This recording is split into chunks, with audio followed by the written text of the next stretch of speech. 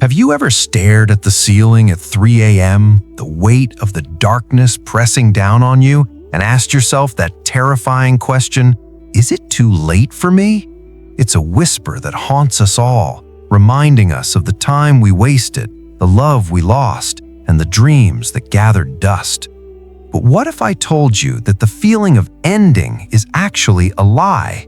Welcome to INVICTUS X. Today, we aren't just talking about moving on, we are talking about being reborn. There is a pervasive myth in our society that life has a deadline. We're taught that if you haven't made it by 30, or if you haven't found peace by 40, you have somehow failed the exam of life. This question hurts because it is loaded with the baggage of our past, the plans that collapsed, the relationships that soured, and the opportunities that slipped through our fingers like sand. The older we get, the louder this echo becomes inside our chests. But Stoicism, an ancient philosophy forged in the fires of the Roman Empire, teaches us something that flips this script entirely. As long as there's breath in your lungs, the game is not over.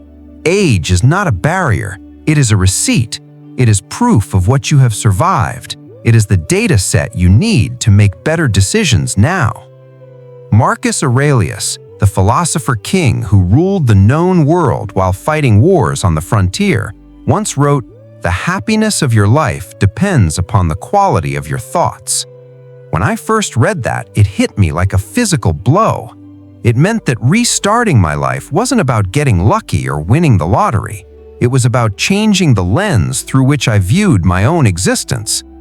I have been there, feeling like the architecture of my life had crumbled. I thought the best chapters were written, and I was just reading the epilogue. But that despair was a trap. Every beginning enters your life disguised as a painful ending. If something in your life has burned to the ground, perhaps it is because life is clearing the land for you to build something sturdier, wiser, and more magnificent. Here are 10 principles to restart your life, combining ancient wisdom with the practical reality of the modern world. Principle 1. The Fortress of Control. Epictetus, a man born into slavery who became one of history's greatest minds, said, "Some things are up to us and some are not." It sounds almost too simple to be useful, doesn't it? Yet this is the most liberating truth you will ever hear. For years, I exhausted myself trying to control the uncontrollable. I tried to control how people perceived me, manipulate the speed of my career progression, and force the world to give me the recognition I thought I was owed. The result? Burnout, bitterness, and anxiety. It's like trying to hold back the tide with your hands. You just end up drowning. One day, I realized the world would never bend to my will, but I could change how I stood within it. To restart, you must perform a radical audit of your worries. The economy? Not in your control. Other people's opinions? Not in your control. Your effort? 100% in your control. Your attitude? 100% in your control. When you release the grip on what you cannot change, you suddenly have 2 hands free to work on what you can. Principle 2. Kill the someday. How many times have you delayed your life waiting to feel ready? We tell ourselves lies like, "I'll start the business when the market is better," or "I'll get back in shape when work slows down." The brutal truth? That moment of perfect calm never arrives. Marcus Aurelius had to drag himself out of bed before dawn to rule an empire. He wrote to himself, "Get up, you weren't made to lie under warm blankets." Let me give you a specific example. I know a writer who spent 10 years preparing to write her novel. She took courses, bought notebooks, and waited for inspiration. She wrote nothing. Then, after a personal tragedy, she realized she might not have 10 more years. She stopped waiting to feel inspired and just started writing 500 words a day. Bad words, good words, it didn't matter. In 6 months, she had a book. Starting again isn't about capability, it's about willingness. Willingness is born the moment you decide to act, even if your hands are shaking. Action isn't the result of motivation. Action is the cause of motivation. Principle 3. Alchemy of the soul. Seneca called suffering the raw material of virtue.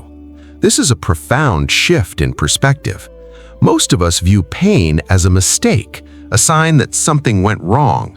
But the Stoic sees pain as the fire that tempers the steel. I've lost people I thought would be there forever. I failed at projects I poured my soul into. For a long time, I carried that failure like a backpack full of rocks. But then I asked a different question. Instead of asking, "Why is this happening to me?" I began to ask, "What is this trying to teach me?" Imagine a forest fire. It looks destructive, devastating, but nature uses fire to clear out dead underbrush and return nutrients to the soil, allowing for new, stronger growth that wasn't possible before.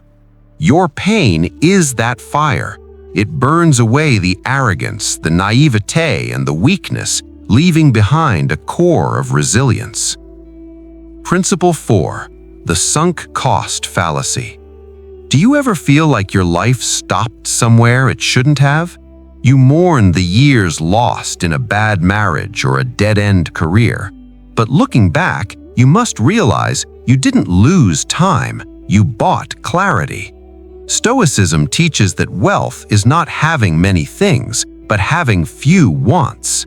In the same way, wisdom isn't about knowing everything, it's about knowing what matters.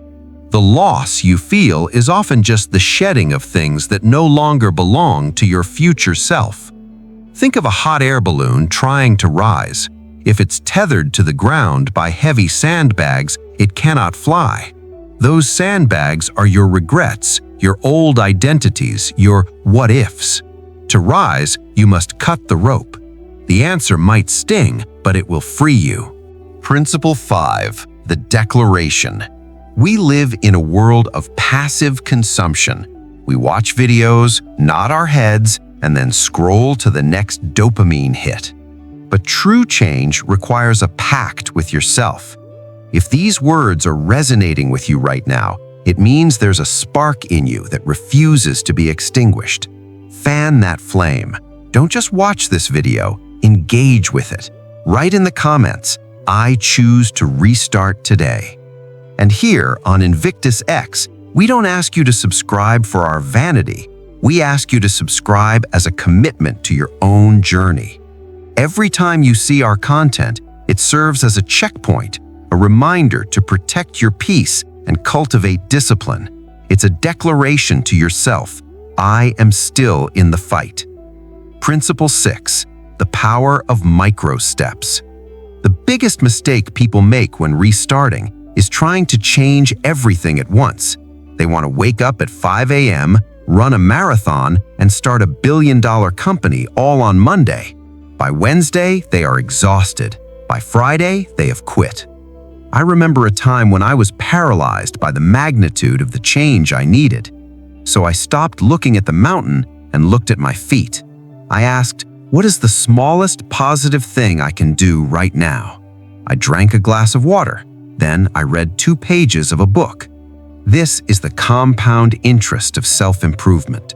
1% better every day means you are 37 times better by the end of the year. Marcus Aurelius said, "Don't wait for perfection, do what's possible."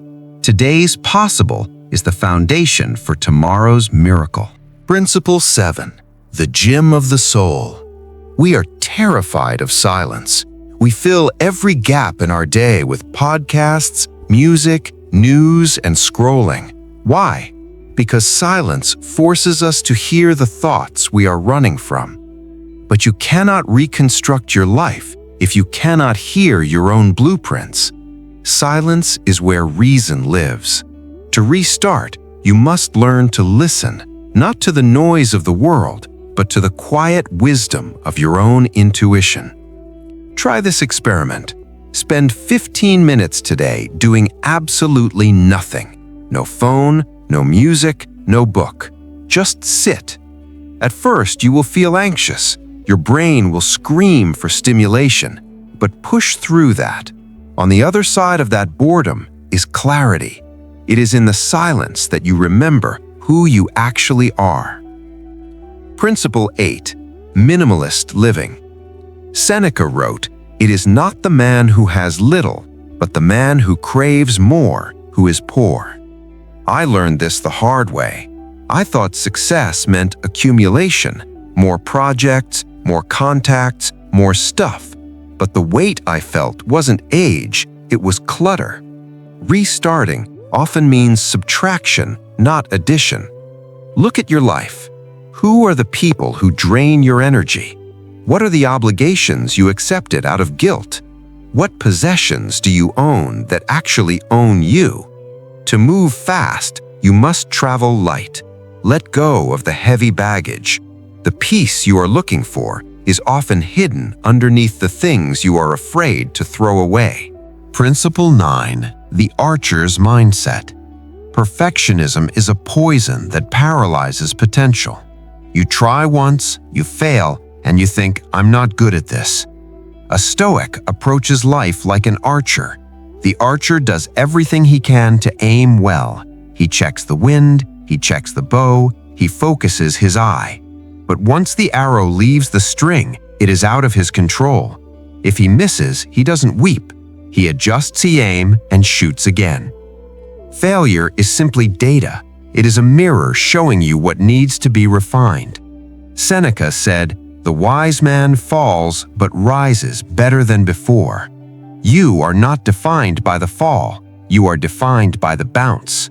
If you are restarting at 40, 50, or 60, you have a distinct advantage. You know all the ways that don't work. That isn't failure. That is experience. Principle 10. The prison of the future.